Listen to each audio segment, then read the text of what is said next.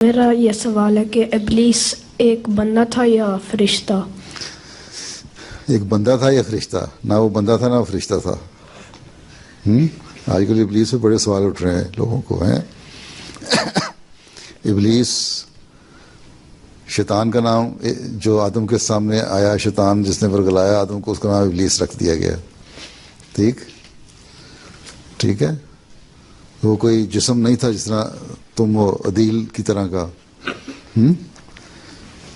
نہ تمہیں فرشتے نظر آتے ہیں نہ شیطان نظر آتا ہے، لیکن شیطان ہر ایک کے اندر ہوتا ہے۔ جو بری بات تمہارے دل میں ڈالے وہ شیطان ہے۔ آدم کے دل میں جو بری بات ڈالی وہ شیطان تھا، اس کا نام ابلیس رکھ دیا گیا۔ ٹھیک ہے، اور اس کی وجہ سے اس کو جو آدم کو صرف نیکیاں کرنے سے محروم ہو گیا۔ پھر اس کو اللہ تعالیٰ نے چوائس دے دیا کہ اچھا تمہاری برائیاں بھی کر سکتے ہو، تم نیکیاں بھی کر سکتے ہو۔ برائیاں کرو گے سزا ملے گی، نیکیاں کرو گے تو تمہیں انعام ملے گا۔ ٹھیک، تو ابلیس کوئی شکل نہیں تھی، ایک چیز نہیں تھی۔ شیطان کا نام جو آدم کے مقابلے پہ آیا، اس کا نام ابلیس رکھ دیا گیا۔ ٹھیک۔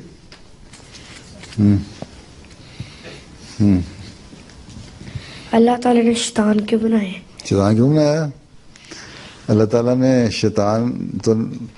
اللہ تعالیٰ نے اچھی چیزیں بھی بنائی ہیں اور بری چیزیں بھی بنائی ہیں۔ ٹھیک ہے، جو اچھی چیزیں ہیں وہ اللہ تعالیٰ کے نیک کام ہیں، جو نیک فرشتے ہیں وہ کام کرواتے ہیں۔ جو بری چیزیں ہیں ان کا نام شیطان رکھ دیا۔ ٹھیک ہے، اگر تم اچھے کام کرو تو تمہیں کہیں گے واہ بہت اچھے کام کر رہے ہو، فرشتوں والے کام کیے ہیں۔ تم برے کام کرو، تمہاری امی کبھی ڈانٹتی ہیں انہیں؟ کبھی انہوں نے کہا کہ شیطانیاں نہ کرو؟ کہتی ہیں؟ ہاں جی، کہتی ہیں نا شیطانیاں نہ کرو، تو تم شیطان تو نہیں بن گئے۔ اس کا مطلب یہ تھا کہ برے کام نہ کرو۔ ٹھیک ہے، تو اللہ تعالیٰ نے تمہیں بتایا کہ اچھے کام کرو تو میں انعام دوں گا، اور شیطان اگر برے کام کرتے ہو تو وہ شیطان کا کام ہے برے کام کرنا۔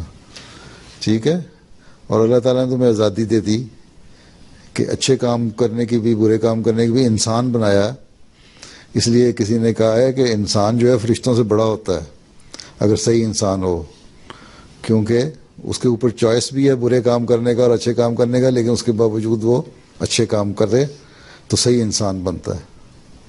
ٹھیک ہے۔